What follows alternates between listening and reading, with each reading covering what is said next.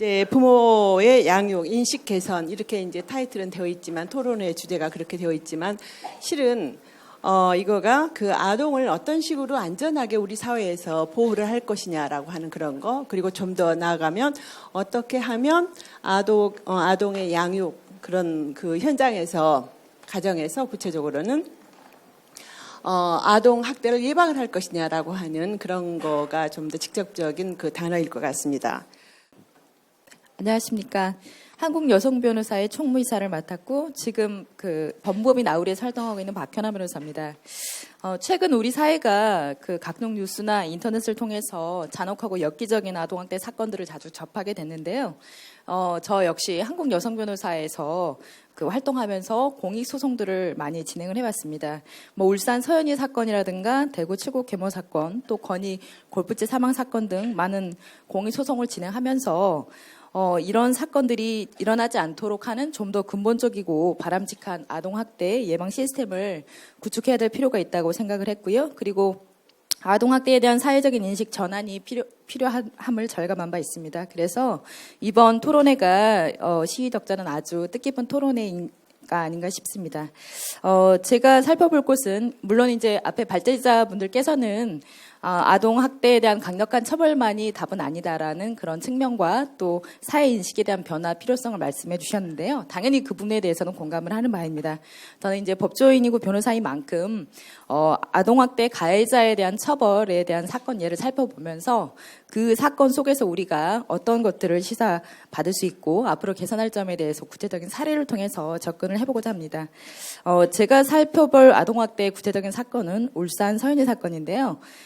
지난 매스컴에서 하늘로 소풍 간 서연이라는 사건이라는 사연들을 아마 접해보셨을 겁니다. 학교에서 소풍을 가는 날임에도 불구하고 가지 못하고 계모, 혼인은 안 했기 때문에 동고녀인데요. 동고녀에 의해서 2,000원을 훔쳤다는 누명을 쓰고 잔혹한 구타를 당해서 갈비뼈가 16개나 골절되고 그 골절된 갈비뼈가 폐를 찔러서 사망한 사건이 바로 서연이 사건입니다. 서연이는 사망하기 이전에도 동고녀가 뜨거운 물을 손과 발에 부어서 2도 화상까지 입은 적이 있었고요. 그리고 5, 6차례나 되는 잦은 골절과 상처로 인해서 병원을 방문한 적도 여러 번 있었습니다. 그리고 탈골로 인해서 제대로 걷지 못하는 등의 상태로 학교에 다닌 적도 있었습니다. 발제자 이봉주 교수님께서 지적한 바 있듯이 아동 학대에 대한 그런 강력한 중한 사건이 발생하기 전에는 그 예후가 되는 그 사건들이 그 전에 여러 차례로 일어납니다. 그런 면에 있어서 중요한 그 중대 사건이 일어나기 전에 미리 예방하는 시스템이 굉장히 필요하다는 것을 저도 공감하고 있습니다. 이 사건에 대해서는 지금 그 법원에서 그 아버지와 동고녀에 대한 처벌이 어떻게 되어 있는지를 살펴볼 건데 형사사건 1심에서는 동고녀에 대해서 살인죄가 아니고 상해치사와 아동학대로 징역 15년을 선고를 받았었고요. 아버지는 아동법칙법상의 아동학대 방입죄로 징역 3년을 선고받았습니다. 근데 항소심에서 저희 이제 사단법인 한국여성변호사회가 이게 지금 아동학대 사건이 굉장히 문제가 돼서 공익소송단을 꾸려서 연명을 하고 또 의견서를 제출해서 이런 사건에 대해서는 아동학대치사는 아니다. 왜냐하면 당연히 아동에 대해서 사망할 수 있는 그 결과를 예견할 수 있었기 때문에 최소한 미필적 고의가 인정된다라고 강력히 주장을 해서 살인죄로 항소심에서 바뀔 수 있도록 많은 노력을 했는데요. 그런 결과들이 반영이 돼서 항소심에서는 동고녀에 대해서 살인죄가 인정돼서 징역 18년이 선고가 됐고요. 아버지에 대해서는 같은 죄명으로 징역 4년으로 형이 좀 늘어난 바 있습니다. 그리고 지금 일단 제가 생각하는 것은 물론 가해자에 대해서 무거운 처벌을 하는 것이 아동학대를 방지하는 그런 측면은 아니지만 경미한 아동학대의 경우에는 당연히 예방과 복지 서비스를 통해서 가정이 회복되고 피해 아동의 그런 그 회복을 위해도 노력은 해야 되겠지만 가해자에 대해서도 정말 제대로 된 처벌은 돼야 된다고 생각합니다. 왜냐하면 일반적인 살인죄에 비해서 아동학대의 경우에는 살인죄가 인정되지 않은 경우가 굉장히 많고 그리고 너무나 낮은 처벌 때문에 일반 시민들이 굉장히 붕괴한 바 있었죠. 왜냐하면 아무런 대항 능력이 없는 어린 아이가 이제 사건들을 실제로 살펴보면 굉장히 잔혹해요. 막 며칠 동안 잠도 안 재우고 세탁기 통에 넣어서 애를 돌리는 경우도 있고 그리고 막 골프채나 이런 걸로 이렇게 찔러가지고 칼로 또 하고 욕실에다 세워놓고 해서 굉장히 사실 그 뭐 기록이라든가 판결문을 읽으면 굉장히 잔혹해서 참아 볼 수 없는 그런 내용들이 굉장히 많은데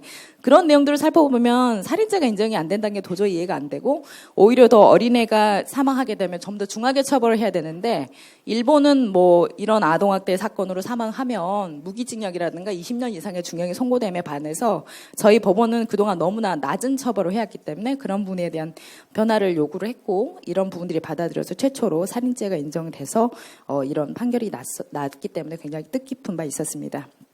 그리고 저희가 그 사건 형사 사건을 조력을 하면서 한 가지 더 문제를 삼았던 것은 그 교사 학교 기관의 교사와 그다음에 의료 기관의 종사자에 대한 신고 의무 위반으로 인해서 과태료를 부과해달라고 저희가 요청을 했습니다. 울산 구청에 요청을 해서 왜냐하면 기존의 아동복지법에 따라서 아동학대가 발생했을 때는 교육기관이나 의료기관 종사자 등 그 필수적인 그 신고 의무자가 있거든요.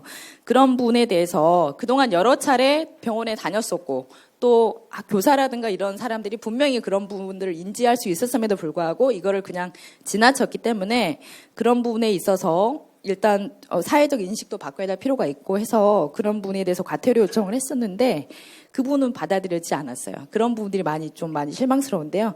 다행히도 이번에 그 아동학대 처벌 등에 관한 특례법이 이렇게 바뀌어가지고 그 특례법 10조 2항에 보면 아동학대 범죄를 알게 된 경우나 그 의심이 있는 경우까지 포함해서 신고 의무를 규정했기 때문에 이제는 앞으로 좀 더 적극적으로 그런 관계 기관에서 신고가 이루어질 것으로 보여집니다. 그래서 이제 제가 마지막으로 이 발제자의 이런 발제에 대해서 개선 방안에 대한 구체적인 제안들을 드리면 사례는 그렇고요. 일단은 첫 번째로는 아동학대 범죄에 대한 강력한 처벌이 필요하다고 생각합니다. 왜냐하면 대학력이 없는 어린아이가 상습적인 폭력이나 가혹행위로 사망을 했으면 당연히 살인죄로 인정이 돼야 될 것 같다는 생각이 들고요. 그리고 이번에 아동학대 처벌법에 에서 지금 시행이 되고 있는데 아동학대 치사나 아동학대 중상의 범죄에 대해서 살인죄와 비슷하게 또 그 이상으로 중한 법정형을 규정하고 있어서 앞으로 제대로 된 처벌이 이루어질 거라고 생각을 하고요. 그것이 마땅하다고 생각합니다. 그리고 국가나 지방자치단체 전문기관 연계를 통한 통합 시스템 구축 노력이 필요할 것으로 보이는데요.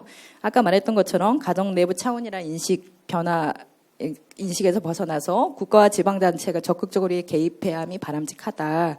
그리고 발제자님 말씀하셨던 것처럼 아동보호 체계에서 공공과 민간의 역할을 명확히 구분을 하자라는 측면에 굉장히 동의를 하는데요.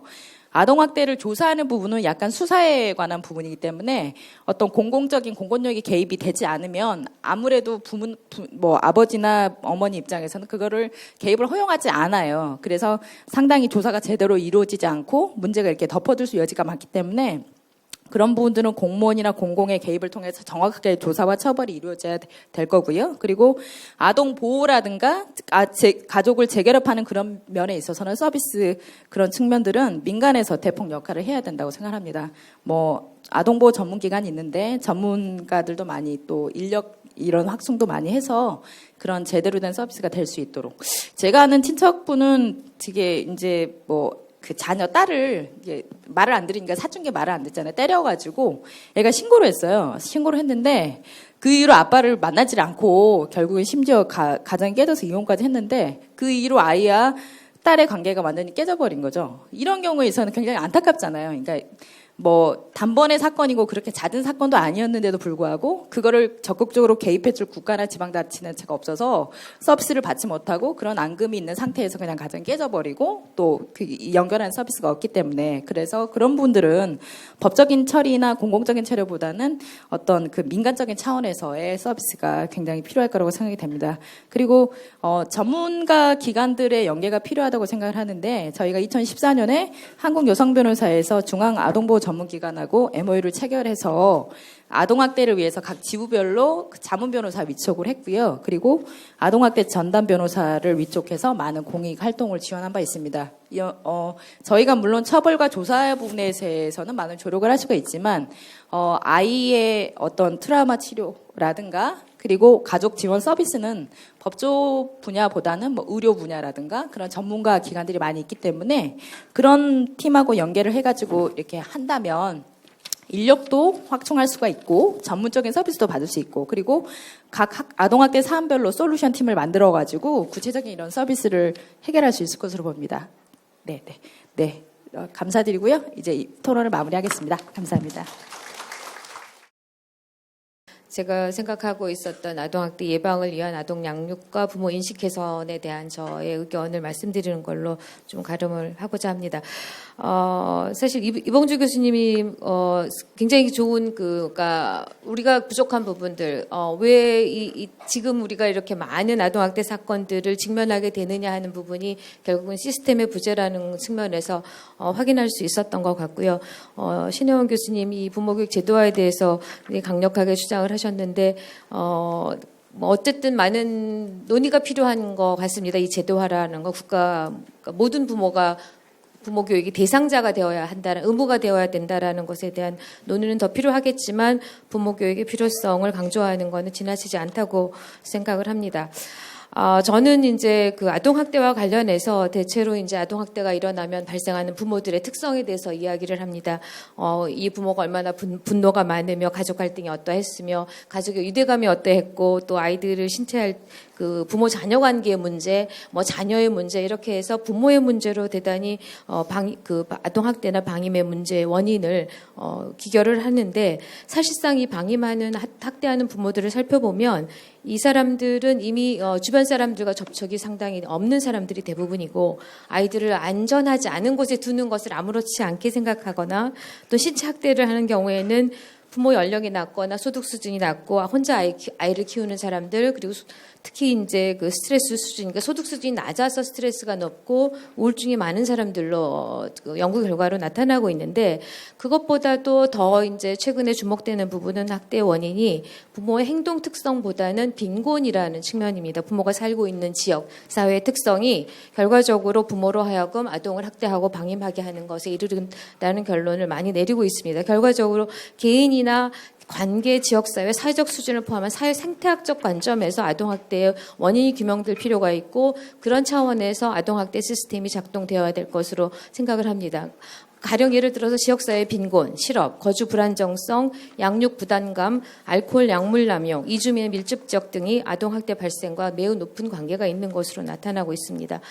이는 그 부모가 관계를 맺고 살고 있는 지역사회의 특성에 아동학대의 원인이 상당 부분 있다라는 것에 대한 것을 우리가 좀 주목할 필요가 있는 것 같습니다. 이 부분 아마 이봉주 교수님께서 말씀하셨던 그 맞춤형 사례관리 시스템과 아마 연관성이 있을 것으로 생각을 합니다. 따라서 그 아동학대 대책 방안으로 아동 양육과 부모의 인식 개선에 대한 방안을 마련하는 것도 시급해 보이나 사실상 현재 우리 사회가 직면하고 있는 지역사회 유대감이 사실 굉장히 느슨해졌고 느슨하다기보다는 거의 결속력이 없는 것으로 나타나고 있습니다. 그래서 아동학대의 예발 발생 비율이 높을 수밖에 없는 이 지역사회 유대감이 낮은 부분을 저희가 회복해야 되지 않을까. 지역사회의 결속력, 신뢰, 도움을 받고 있다는 느낌 이런 지역사회 유대감을 더욱더 강화하는 것이 필요할 것이고 그런 사회에서 살 때 부모가 아이를 부당하게 대하거나 아동학대를 하지 않도록 자신을 통제할 능력을 발휘하게 될 것으로 보입니다. 뭐 최근 저희한테 많은 주목을 받았던 응답하라 1988의 그 쌍문동의 지역 공동체라는 곳에 주목할 필요가 있는 것 같습니다. 이곳에서 많은 사람들이 만남의 공동이 모든 사람들이 만날 수 있었던 만남의 장이 있었고 그런데 지금 우리가 살고 있는 많은 곳이 사실은 만남의 공간은 없는 것이 사실입니다. 그래서 저의 생각으로는 예를 들어서 공동주택 단지 내에 지금 현재 그 키즈 카페 형태로 운영이 되거나 아니면은 그 어린이집 운영으로 이제 공동주택 내에서 보육의 부모의 보육 경감, 그러니까 부모의 양육 경감을 위해서 센터가 설치되고 있긴 하지만 사실상 그것보다는 부모가 아이를 데리고 그냥 부모끼리 만나서 아이와 함께 같이 아이의 양육에 대해서 이야기할 수 있는 그런 장의 마련이 조금 더 시급하지 않나 생각이 들고 이런 장의 설치는 사실 그 서구 유럽, 그러니까 북유럽을 중심으로 해서 플레이그룹이라는 이름으로 이루어지고 있고 뉴질랜드에서는 이 플레이 센터라는 것으로 운영이 되고 있습니다. 그러니까 부모가 아이의 보육과 교육을 위해서 그러니까 특히 영아들을 데리고 함께 모여서 같이 양육하는 거죠. 일정 시간. 그래서 양육도 경감도 양육 부담도 경감시킬 뿐만 아니라 부모들이 가지고 있는 불안감, 이 자신감들의 그 결여된 부분들을 회복해 나가는 것을 많이 볼 수 있을 것 같습니다. 최근 각계에서 그 부모 교육의 필요성에 대해서 굉장히 목소리를 높이고 있고 이것이 곧 아동학대 예방의 역할을 할 것이다라고 많은 이야기를 하고 있습니다. 저 역시 그에 대해서 동감을 하나 자녀 양육 기술이나 그다음에 그 지식으로만 이 부모가 가지고 있는 불안감, 양육에 대한 자신감을 회복하기는 어려울 것 같다라는 생각을 합니다.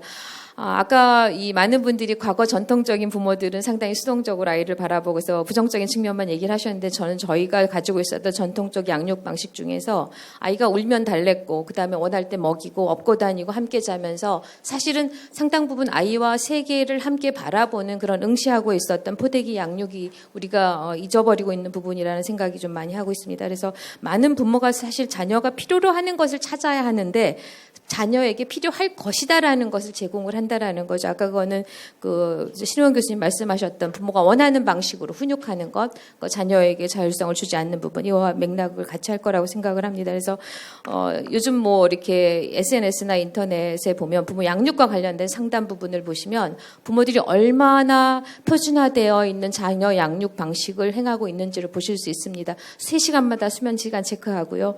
아이의 그 시간을 수면 시간 체크하기 위해서 아이의 배에다가 이 시간 체크하는 뭐 벨트 같은 것도 채우기도 하고, 그리고 하루 배변 횟수 정확하게 기록하고, 하여튼 온갖 가능한 모든 정보는 다 동원을 해서 아이를 양육을 합니다. 그런데도 불구하고 또다시 양육 정보를 구해요. 이렇게 어떻게 해야 합니까? 라고 합니다. 그렇다면 양육에 대한 지식이 부족해서 우리 아이들을 학대하거나 방임한다라고는 보기는 어려운 것 같습니다. 그것보다는 부모의 자신감이나 불안감을 해소해 줄 수 있는 방법이 필요한데, 사실 결국은 양육에서 핵심은 아까 신호은 교수님 말씀하셨는데 양육자하고 주 양육자죠. 뭐 부모가 될 수도 있고 뭐 할머니가 될 수도 있는데요. 주 양육자하고 아이의 그 민감하고 따뜻한 상호작용입니다. 최근에 그 미국에서도 이제 아동 학대로 인해서 뇌발달 연구를 한 결과 아동 학대가 아동 뭐 방임의 경우죠. 방임의 경우 0, 3세 시기에 방임을 받았던 아이들을 받지 않는 아이들하고 비교했을 때 뇌 사이즈가 치매에 있는 노인의 그 뇌 사이즈로 아이들이 그렇게 뇌발달에 심각한 영향을 받는 것을 발견을 하고 있는 거를 보고한 바가 있습니다. 그래서 그쪽에서 현재 시행 중인 그 하나의 프로그램이 뭐냐 하면 부모가 아이한테 반응하는 방법을 알려주는 건데요. 사실 굉장히 쉬운 거거든요. 아이가 바라보는 것을 그냥 바라봐주고 아이가 울 때 왜 울까 하고 한번 이리저리 살펴보는 건데 그거를 부모들이 할 수 모른다라는 거죠. 그런 부모들은 대부분 아까 말씀하셨던 취약계층의 부모일 수밖에 없고 빈곤한 빈곤 지역에 있는 부모들일 수밖에 없는데 이런 부모들에게 그런 프로그램을 시행해서 굉장히 효과를 얻고 있는 것을 볼 수 있었습니다. 그러니까 그들의 주장은 뭐였느냐 하면 가장 중요한 건 양육에서 가장 핵심이 되는 거는 상호작용, 그 따뜻함이라는 거죠. 그 따뜻함으로 뇌발달 그리고 그 사실은 학대받은 아이들, 방임받은 아이들이 그 따뜻함을 가지고 다시 회복이 되는 것도 연구 결과가 보고되고 있습니다. 그래서 아동 학대로 인해서 저희가 이제 부모 교육을 해야 된다라는 얘기를 많이 하고 있는데 사실 부모가 가지고 있는 가장 양육하는 부모, 특히 모성이 가지고 있는 가장 큰 장점 중에 하나는 모성은 사유가 있는 거라는 거죠. 우리가 생각하듯이 그렇게 여자들이 하는 아무나 할 수 있는 일이 아니고 어떻게 무엇을 해야 될지를 선택하고 결정해야 되는 모성적 사유가 동반되어 있는 매우 지적인 일이라는 거죠. 그에 대한 인식도 사실 다시 필요하다는 생각이 듭니다. 양육이 그저 여자들이 하는 일이 아니라 이 양육은 사실은 세계를 살릴 수 있는 인류의 평화를 위하기도 한다라고 하는 주장도 하고 있습니다. 그래서 그 모성에 대한 재발견이 필요하고 아프리카의 속담이 있죠. 부모 아이를 키우는 거는 한 마을이 필요하다라는 이야기가 있습니다. 그 부분을 저희가 지금 다시 한번 생각해 볼 시점이 아닌가라고 제안을 드리고 제 토론을 마치겠습니다. 감사합니다. 네, 감사합니다. 저는 첫 번째 발제하신 아동학대 예방 시스템 현황 및 개선 방안에서 이봉주 교수님이 제안하신 아동보호 서비스의 공공성과 전문성 강화를 위한 개선 방안에 전적으로 동의합니다. 이미 아동보호 전문기관에서 저희가 운영하는 아동보호 전문기관 예를 들면 사례조사팀하고 현장조사팀 분리해서 운영하고 있어요. 근데 그거를 이 자리에 정부 관계자들도 나오셨으니까 좀 공공이 친권에 개입하는 부분을 좀 더 많이 책임을 맡는 것으로 좀 체계 개선 방안에 대해서 고민해 주셨으면 좋겠습니다. 발제자가 강조하셨듯이 처벌보다 예방이나 발견이 훨씬 더 중요한데 최근 우리가 모두 알고 있는 일련의 사건들을 보면 특례법으로 처벌 강화의 측면들은 많이 보강이 됐지만 최근의 사건들은 학대 예방과 징후의 발견을 위한 제도가 여전히 취약하다는 것을 여실히 보여주고 있습니다. 근데 문제는 이 대책이 없는 게 아니라는 거죠. 이미 대책 다 있어요. 그 2014년 2월에 정부가 학대 예방 종합 대책 발표했습니다. 거기 보면 이번 사건 이후로 새로 하겠다는 대책들, 예를 들면 뭐 영유아 검진과 예방 접종 안 받은 애들 가정방문해서 조사하겠다. 이거 다 있어요. 있는데 2년 동안 계속 그게 진행이 되지 않았습니다. 근데 그래서 새로운 대책이 필요한 게 아니고 이게 왜 실행이 안 되는가 이걸 좀 봐야 되지 않나 하는 게 제 생각입니다. 제가 생각하기에 가장 큰 이유는 아동학대 예방과 관리를 책임지는 정부의 컨트롤 타워가 없는 게 문제가 아닐까 저는 그렇게 생각합니다. 최근에 끔찍한 사건들이 계속 나와서 신문 기사들을 봤더니 이런 대책들이 2014년 2월에 다 발표한 게 있는데 왜 하지 않았느냐라는 기자의 질문에 정부의 대응이 관계부처 협의 중이었다라는 기사를 본 적이 있어요. 그래서 관계부처의 장벽이 얼마나 높으면 이 협의를 계속 진행함에도 이게 실행이 안 될까 하는 생각이 들고요. 앞서 그 두 번째 발제하신 교수님께서도 부모 교육을 여가부, 교육부, 복지부 다 하고 있지만 각각 따로 도는 새 접시라고 표현하셨듯이 그런 부모 교육도 서로 각각 되고 있는데 이런 식으로 부처 간 장벽의 문제가 해결되지 않는 한 그 아동학대 예방과 관리를 위한 실행이 불가능하지 않을까 하는 게 제 생각입니다. 그래서 여기 아까 처음에 시작할 때 축사를 하신 차관님께서 복지부의 범정부 대책 협의회를 구성하셨다고 말씀을 하셨는데 매우 반가운 이야기인데요.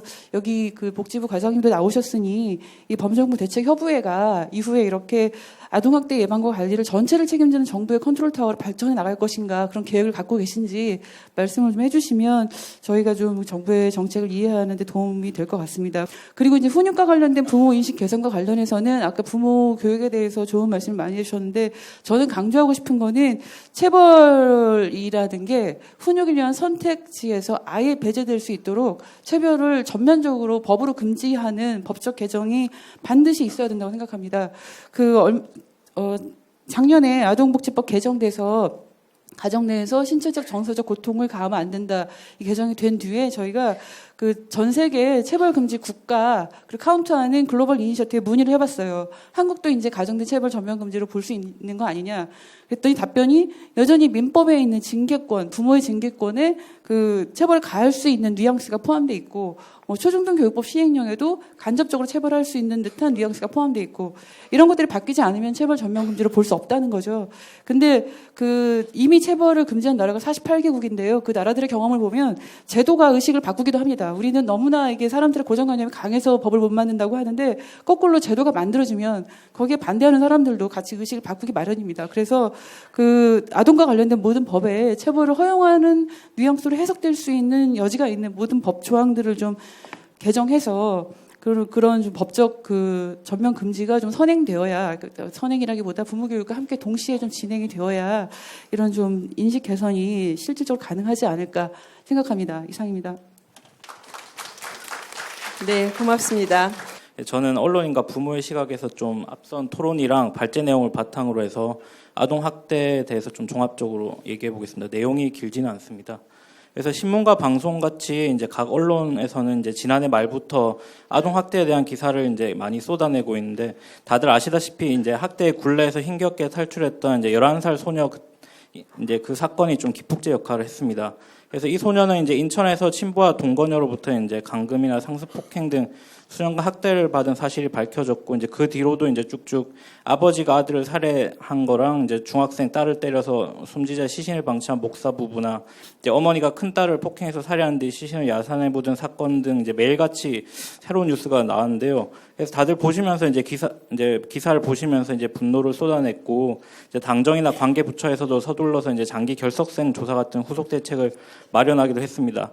근데 이제 11살 소녀 학대 이전으로 좀 돌아가 볼 필요가 있다고 생각하는데요. 그러니까 이들 사건 전에도 사실 아동학대 관련 사건, 사고는 간간히 나오긴 했지만 기사도 사실 단발성으로 넘어가는 경우가 많았고 매년 중앙아동보호 전문기관이 공개하는 관련 통계도 이제 언론에서는 숫자로만 이제 많이 체크를 하고 이제 단발성 기사로 넘어가는 경우가 좀 대부분이었습니다.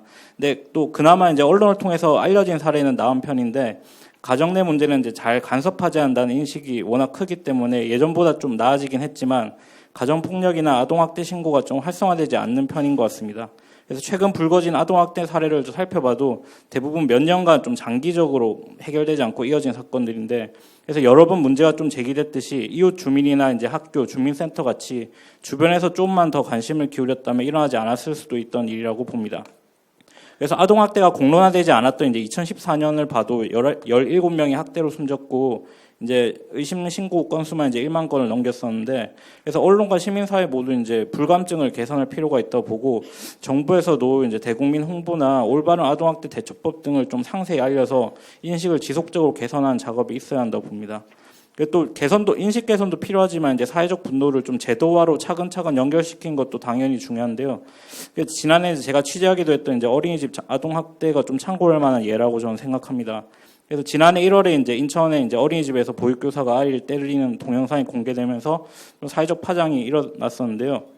그래서 어린이집에 이제 질적 저하가 문매를 맞으면서 CCTV 의무화나 이제 어린이집 처벌 강화 등을 담은 영유아 보육법 개정안이 이제 작년 4월 말에 국회를 통과했는데, 그게 이제 한 3개월 만에 이제 통과된 거였습니다. 아직 미진한 부분이 있긴 하지만 그래도 CCTV 설치율이 한 100%에 거의 달하는 등 제도적 개선은 상당히 이뤄낸 상태라고 저는 이제 평가를 합니다.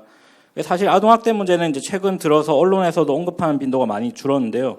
하지만 이제 정부나 국회, 유관기관 등이 이제 전문가들과 언론이 제기했던 문제점과 대안 등을 고민해서 좀 최선의 제도 법령을 빨리 만들 필요가 있다고 봅니다. 곧 총선이 좀 있긴 하지만 이번 기회에 좀 관심을 제도화로 연결시키고 인식의 문제를 공적인 영역으로 연계시켜야 된다고 봅니다. 또 공공아동보호체계와 민간아동보호 전문기관과의 협력체계 강화도 사각지대를 막을 수 있는 제도적 장치가 될 수 있다고 생각을 하는데, 꼭 국회에서 어떤 법안 개정이 아니더라도 하위법령 개정이나 행정력 강화 등을 통해서 행정당국이 아동학대의 작은 틈부터 좀 막아나려는 노력이 적극적으로 필요하다고 생각합니다. 또 제도가 마련되는 것도 좋지만 사실 실제 현장에서 어떻게 실행되는지 관리할 필요성도 있다고 보는데, 사실 이번 아동학대들도 따지고 보면 제도는 어느 정도 갖춰져 있는데 실행에 문제가 있었다고 생각합니다. 그래서 앞으로 사회복지사 등 전문 인력도 육성하고 아동보호 전문기관 인력 확충 같은 예산을 통한 투자도 꾸준히 이루어져야 한다고 생각합니다. 결국 아동과 부모 문제는 사후 처벌 강화만으로는 해결이 어려운데, 그러니까 아동학대 처벌법과 이제 개정 아동복지법이 있긴 하지만 아동학대를 좀 사전에 예방하고 재학대를 방지하는 시스템이 우선적으로 갖춰져야 한다고 생각합니다. 그래서 아동학대 통계에 따르면 80% 이상이 부모를 통해 이루어진다고 이제 발제에서도 이야기가 나왔는데요. 주변에서 개입하는 것도 중요하지만 부모 스스로가 변하는 것도 가장 큰 예방책이 될 수 있다는 의미로 봅니다. 그런 점에서 좀 사람들이 피부에 와닿는 부모 교육이 하나의 대안이라고 생각하는데, 올바른 양육 방법과 자녀를 대한 태도 등을 배울 수 있는 부모 교육을 어느 정도 필수화해서 자녀를 어떻게 대하는지 좀 가르쳐줄 필요가 있다고 생각합니다. 그래서 처벌을 대체할 수 있는 대안적 훈육법도 마찬가지로 보는데요. 그래서 일부에서 이야기하는 것처럼 보육 인센티브와의 연계도 생각해 볼 수 있다고 생각합니다. 물론 아까 얘기가 나왔던 것처럼 이제 정부에서 많은 프로그램을 운영하긴 하는데, 민간기관과 이제 좀 통합적인 협력을 더 강화해서 진행한 것도 고려할 필요가 있다고 생각합니다. 최근 제가 만나본 아동 관련 NGO들에서도 부모 교육에 많은 관심을 기울이고 있는 걸로 들었고, 또 몇몇 의대 교수님들 같은 경우는 마더십이나 파더십 같은 부모 교육 개념화를 강조하시기도 하더라고요. 그래서 학대가 발생하는 가족에 대한 지원 프로그램 제공도 재학대를 예방하는 방안이 될 수 있다고 생각합니다. 부모 교육을 포함한 개념일 텐데, 앞으로 사회 전반적으로 좀 아동의 주체 역할을 강조해야 한다고 보고, 아이를 단순한 훈육 대상이나 부모의 소유물로 보는 전통적 인식도 확 바뀌어야 하는 만큼 복지부와 교육부, 여성가족부 등이 이제 지자체와 협력해서 효율적인 교육 홍보 방안을 고려할 필요가 있지 않을까 생각합니다. 결국 이제 물론 100% 완벽하게 아동 학대를 막고 아동 권리를 보호하기는 어렵다고 생각합니다. 하지만 시민사회와 언론이 짧은 관심에 그치지 않고 꾸준한 문제의식으로 사회적 분위기를 조성하고 정부와 전문가가 장기적 대책을 모색하고 제도화시키면 지금보다는 당연히 나아질 거라고 생각합니다. 또 사후 대책뿐 아니라 사전 예방과 사회적 인식 개선도 같이 병행하는 방향으로 가야 한다고 보는데요. 그래서 마지막으로 아동학대는 이제 부모들의 또 불안감을 자극해서 요새 또 최근 심각해지고 있는 저출산 문제와도 어느 정도 연결될 수도 있는 만큼 단순히 일부만의 문제로 보지 말고 모든 아동의 복지 같은 큰 그림을 봐야 한다고 저는 생각합니다. 네, 교육부 학생복지정책과장 박주용입니다. 먼저 이 자리에서 이렇게 많은 분들 뵙게 돼서 반갑고요. 오늘 이 자리에 와서 저는 참 다행스럽기도 하고 한편으로는 조금 후회스럽다고 할까요? 하는 느낌이 듭니다. 왜 이런 말씀을 드리냐면, 오늘 이봉주 교수님과 신혜은 교수님의 발제문을 들으면서 참 내가 많이 더 몰랐구나, 무식했구나 하는 생각을 들었습니다. 다행스럽다고 느낀 거는 제가 2월 1일자로 학생복지정책과장으로 발령을 받았습니다. 그래서 제 업무를 시작한 이 즈음에서 저렇게 훌륭한 내용을 듣게 돼서 제가 앞으로 아동 학대 예방 정책을 조금이라도 더 잘할 수 있지 않나 하는 마음을 생각이 들어서 조금 전에 그런 말씀을 드렸고요. 먼저 이봉주 교수님 말씀해 주신 아동학대 예방 시스템 현황 및 개선 방안 관련해서 너무나 잘 이론적으로나 체계적으로 정리를 해 주셔가지고 그 내용에 대해서는 뭐라고 드릴 말씀은 없습니다. 대신 교수님이 제시한 대로 그런 원칙이나 방향에 따라서 빨리 우리나라 아동학대 예방 시스템이나 예산, 인프라가 저도 갖추어졌으면 좋겠습니다. 그래서 저희 정부도 그런 식으로 계속 노력을 해 나갈 거고요. 대신 보다 나은 이상적인 시스템, 예산, 인프라를 갖추기 전이라도 우리가 지금 갖추고 있는 일부에서는 조금 전에 우리 본부장님이 말씀하신 부처 간 장벽, 물론 이런 부분이 있을 수 있습니다. 그런 얘기도 나오고 있고 하지만 지금 각 부처에서 아니면 지자체에서 하고 있는 다양한 프로그램 내용, 사업들이 있습니다. 그래서 그런 부분이라도 먼저 좀 복지부가 이제 아동학대 예방 관련해서는 전체 총괄부서이기 때문에 또 복지부 중심 아니면 같이 해서 사각지대, 지금 있는 것들을 어떻게 잘 연계시키고 해서 효율적으로 쓸 수 있느냐 이런 부분을 우선적으로 좀 먼저 할 필요가 있지 않나 하는 생각이 듭니다. 물론 당연히 우리나라도 이봉주 교수님이 말씀하신 대로 보다 더 민간과 공공, 민간 역할 구분, 재원 185억이라고 말씀하셨는데 그 부분 당연히 늘어나야 될 거라고 생각을 하고요. 시스템, 컨트롤 타워 체계적으로 갖추어야 된다고 생각을 합니다. 그래서 그 부분도 계속 노력을 해야 된다고 생각하고 저희도 노력을 할 생각입니다. 참고로 우리 부에서 조금 전에 우리 차관님이 말씀하셨지만 이제 초중등 장기 결석생 실태조사에 이어서 2월 1일부터 지금 초등학교 미취학 지난 5년간 중학교 미취학 의무교육 단계에 있는 미취학 아동 지금 실태조사를 실시하고 있습니다. 그다음에 중학생 장기 결석생 실태를 이제 2월 1일부터 조사를 하고 있고요. 근데 그 과정이 지금 이렇게 진행이 되고 있습니다. 저희가 이제 학교에서 먼저 그 리스트를 확보를 하고 그걸 가지고 이제 동사무소에 사회복지 전담 공무원분들하고 같이 가정까지 방문을 하고 거기에서 아이의 어떤 안전 확인이 안 되거나 할 경우에는 112로 신고를 하고 그 다음에 이제 경찰에 수사를 하고 아동학대 의심이 있으면 아부전으로 신고를 해서 그쪽에서 조사를 하고 이렇게 하고 있습니다. 그래서 이 과정에서도 부처 간 협력 아니면 기관 간 협력이 중요하다는 느낌을 많이 받고 있습니다. 대부분의 기관에서 많이 협조해 주시고 하시는데 이제 법적인 부분이나 아니면 지금까지 안 해왔거나 했기 때문에 약간씩은 좀 매끄럽지 않은 부분이 있습니다. 이 부분도 저희가 향후 아동학대 예방 시스템 개선 이런 부분에서 지금도 노력하고 있고요. 조금 더 보완해 나가면 훨씬 더 예방에 효과가 있을 거라고 생각합니다. 짧게 드리겠습니다. 우리 신혜원 교수님 강의를 진지하게 들었더라면 제가 애를 지금보다는 훌륭하게 키웠을 텐데 하는 생각을 하면서 좀 말씀을 드리겠습니다. 교수님이 말씀해 주신 내용이 참 유익하고 모든 부모님들한테 도움이 되는 내용 같습니다. 근데 들으면서 저는 그 생각을 했습니다. 이러한 좋은 내용을 어떻게 사회 곳곳에 계신 학부모님들한테 전달할 거냐. 말씀하신 대로 지금 여가부, 우리 부, 복지부 모든 기관에서 학부모님들 교육을 하고 있습니다. 하고 있는데 과연 이 부분도 비슷하다고 생각을 합니다. 대상이 다르고 시기가 다르고 다 다르게 이루어지고 있는데 이 부분들도 같이 좀 촘촘하게 엮어서 빠지는 부분이 없도록 하는 게 좀 필요하지 않나 하는 생각이 들고요. 우리 이제 교육부 같은 경우는 기본적으로 유치원부터 이제 고등학교까지 이제 아동은 대학생 일단 빠지니까요. 물론 예비 부모로서 대학생도 교육 대상에 들어갈 수는 있고요. 그런 부분도 좀 더 신경을 써야겠다는 생각이 들고요. 학부모 인식 개선을 위한 교육 관련해서 중요한 것은 아까 어느 분이 말씀하셨는데 본인이 나는 아동학대 교육이 필요 없다고 생각하시고 찾아오시지 않으시는 분들, 오시는 분들은 상관이 없습니다. 기간이 있는 걸 알고. 안 오시는 분들에게 어떻게 이런 내용을 전달할 거냐. 이 부분에 대해서 우리 교육부를 포함한 정부가 좀 더 신경을 쓰고 해야 되지 않겠느냐 하는 생각을 했습니다. 조금 전에 말씀드린 이런 부분들을 저희 교육부도 좀 더 노력을 해서 조금이나마 아동학대 예방이나 사후 대처에 기여할 수 있도록 노력을 하겠습니다. 예, 감사합니다. 네, 박주영 과장님 고맙습니다. 예, 복지부 아동권리과장 김일렬입니다. 먼저 여기 오신 대부분의 분들이 아마 아동학대 신고 의무자일 거라고 생각을 합니다. 그래서 지금 휴대폰을 열어서 어플 다운받는 곳에 가셔서 아동학대 예방을 검색하시면 지금 여기 토론되고 있는 많은 좋은 정보들이 거기에서 보실 수 있고요. 좋은 통계 자료도 있고, 그다음에 교육 자료도 있고요. 신고 의무자용 지침 뭐 이런 게 다 있으니까 요 토론회 끝나기 전까지 다운 받으셔서 꼭 항상 휴대하실 수 있도록 했으면 좋겠습니다. 오늘 이봉주 교수님 발제에 대해서 근본적으로 동의를 하고 저희 제도도 그렇게 가고 있다고 생각을 하는데 소심한 지적을 좀 말씀드리겠습니다.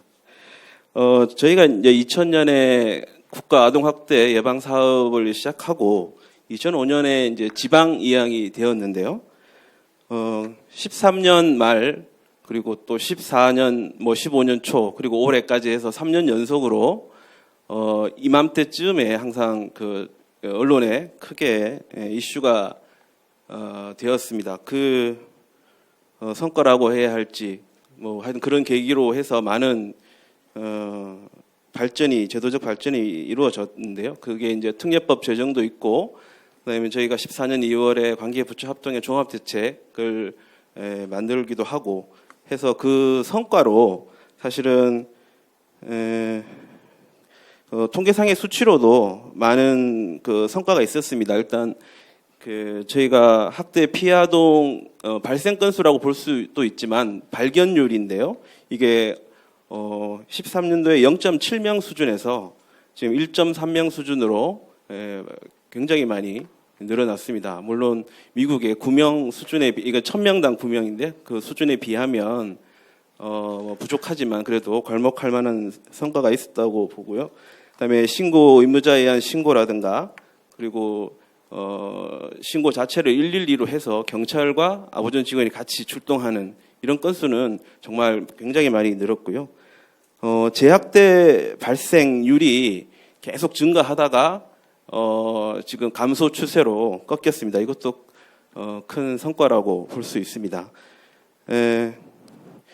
예산 말씀을 이렇게 하셨는데 사실 14년도에 저희가 예산 작업을 하면서 이게 이제 15년부터 지방 이양되었던 사업을 국가 사업으로 환원한다. 이것도 굉장히 큰 어려운 결정이었고요. 그리고 그 예산을 국고로 환원하면서 지방비에서 부담하던 그 수준 이상으로 계속 지방비는 부담하면서 국고 부담이 늘어난 거기 때문에 총 금액이 굉장히 많이 늘어난 거고요. 그리고 여기 이제 소심한 지적을 하자 그러면 왜 지난해에 비해서 올해 이제 좀 줄었냐라는 말씀은 사실은 지난해에 신규 인프라 그러니까 아동보호 전문기관이 6개소가 신설되었고요. 그다음에 학대 피해 아동 쉼터가 22개소 설치되었기 때문에 거기에 들어가는 신규 설치비가 올해는 추가 편성이 되지 않은 상황이라서 줄어든 것처럼 보이는데 운영비는 인상되어서 편성이 되었다는 말씀을 드리고요. 그리고 인프라는 계속 저희가 확충되는데 또 소심한 지적이긴 하지만 저희 지역 아동 보호 전문 기관의 직원이 그전에는 이제 9명씩 평균적으로 있었는데 지금은 12명 이상이 이제 평균적으로 근무하게 되었고요. 그리고 그 중에는 이제 심리 치료를 전담하는 인력들이 정규직으로 이렇게 배치가 되어 있습니다. 그리고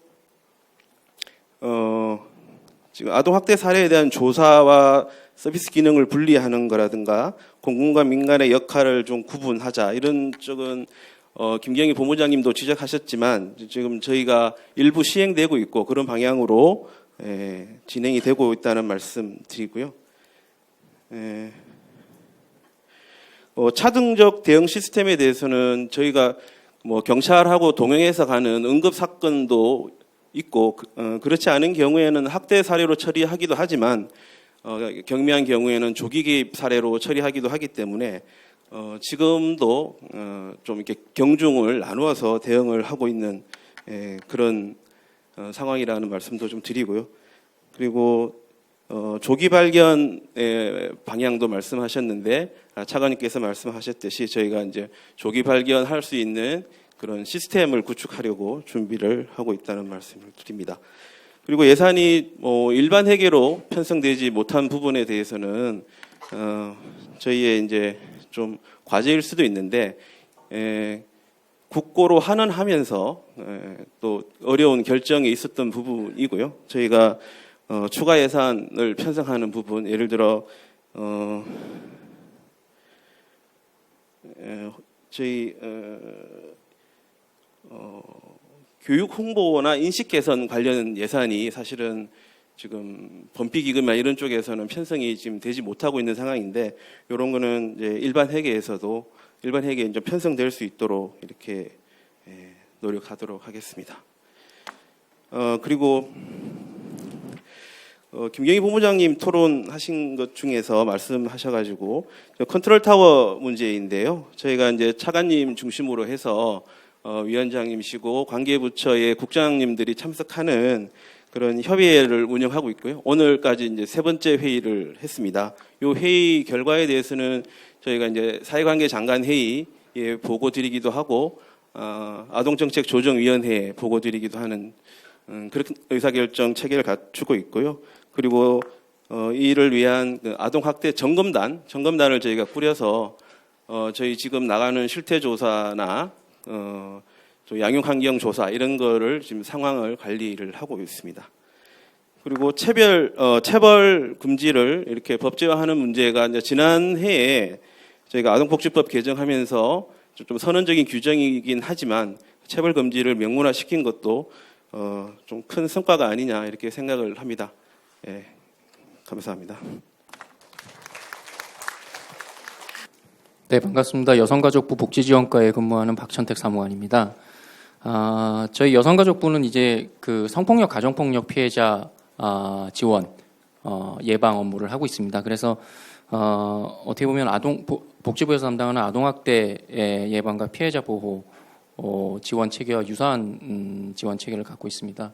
그래서 뭐 여성가족부는 1366이라는 여성 긴급 전화를 운영을 하고 있으면서 가정폭력 상담소 보호시설에서 이제 피해자에 대한 상담과 보호를 지원하고 있고요. 아동학대도 마찬가지 아동보호 전문기관 물론 이제 일부 그 세부 업무에 대해서는 차이가 있지만 유사한 지원 체계를 갖고 있습니다. 그래서 더더욱 그 뭐 기관 간의 어떤 공조 이런 부분들이 중요하다고 생각합니다. 그래서 복지부하고 뭐 교육부 그다음에 뭐 여기 참석은 안 했지만 경찰청, 법무부까지 해서 부처 간의 이제 기관 간 공조를 위한 어떤 협의나 연계를 계속 해오고 있습니다. 저희도 이제 해바라기 센터라고 성폭력 피해자를 지원하는 그 기관이 있는데 해바라기 아동센터에서는 성학대 아동에 대한 심리 진단과 치유를 지원하고 있습니다. 그래서 이제 공조 연계 뭐 협의를 하면서 저도 이제 느끼는 거지만 아까 그 발제 이봉주 교수님 발제문에서도 뭐 여러 차례 말씀을 하셨습니다만 그 아동보호 전문기관의 역할이 지금 14년도 아동학대 특례법 생기고 나서 상당히 그 상담원들 계신 분들의 어떤 할 일들이 많아졌습니다.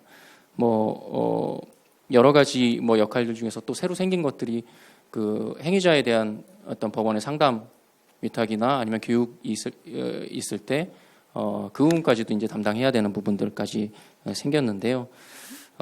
지금 인프라가 조금씩 늘어나고 있고 과장님 말씀하신 것처럼 뭐 인원도 전문 인력도 좀 늘어나고 있지만 원가정 보호 서비스를 좀 더 체계적으로 하기 위해서 그 전문 인력들이 좀 더 많이 강화돼야 된다는 생각을 하고 있습니다.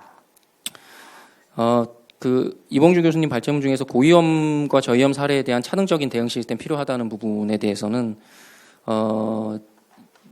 많이 느끼는 거지만 그 중대 사건에 대해서는 어떻게 보면 사회에 좀 본보기가 될 정도로 정말 강하고 엄중하게 처벌을 할 필요가 있다라고 생각합니다. 그리고 이제 저위험 사례에 대해서는 반대로 어떤 예방 차원에서 교육 차원에서 문제를 해소할 필요가 있다고 봅니다. 지역사회 내에서 아동학대를 예방하고 조기 발견하는 노력이 필요한데 저희 여성가족부에서는 이제 가정폭력 예방 업무를 하고 있기 때문에 관심이라는 주제로 영상을 만들어서 뭐 TV, 지상파 같은데 아마 보신 분들도 계실 텐데요. 홍보를 한 적이 있습니다. 그래서 이제 가정폭력도 가정 내에서 일어나기 때문에 뭐 아동학대도 이제 가정 내에서 많이 일어나고 해서 그 이웃에서 발견하고 이제 신고해주는 그런 게 필요하다라는 데는 뭐 다들 공감하실 겁니다.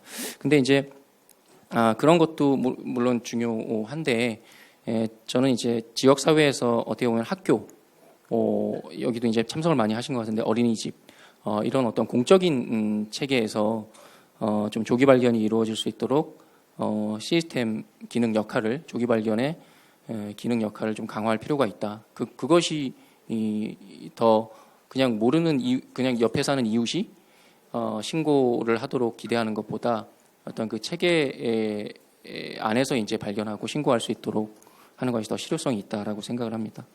또 저희 뭐 교육 부모 인식 개선 관련해서 저희는 이제 건강가정지원센터를 운영을 하고 있습니다. 전국에 이제 151개소 정도가 있는데요. 지난해 기준으로 한 18만 명 정도 부모 교육을 받으셨습니다. 그래서 그거 외에도 이제 가정폭력 예방 교육이라고 해서 14년도에 이제 국가 지자체 공공단체 그다음에 학교까지 의무화된 교육이 있습니다. 그런 교육들을 바탕으로 저희가 부모 인식 개선, 사회적 인식 개선을 위한 노력들을 하고 있는데요. 아까 두 번째 신 교수님 뭐 지적하셨듯이 부처별로 이제 좀 따로 딴 접시로 돌아간다. 뭐 이 부분 물론 이제 각각의 역할을 하면서 어떤 그 의미들이 있습니다. 지금까지 또 잘 해온 부분도 있고 그런데 이제 더 어떤 부모 교육을 체계화할 필요성, 그다음에 활성화할 필요성에 있어서 저희 부처에서 공감을 하고 있기 때문에 저희 여성가족부에서 교육부, 복지부, 행자부 등 관계부처랑 지금 TF를 구성해서 부모교육 체계화 방안을 별도로 좀 준비를 하고 있습니다. 그래서 좀 더 뭐 당장 어떤 변화된 모습, 특히나 이제 사회적 인식이라는 것이 당장 변화된 모습을 기대하기는 힘들겠지만 앞으로도 그 부모 인식 개선, 사회적 인식 개선에 좀 더 저희 부처에서 역할을 좀 할 계획으로 있습니다. 네, 이상 마치겠습니다. 네, 감사합니다.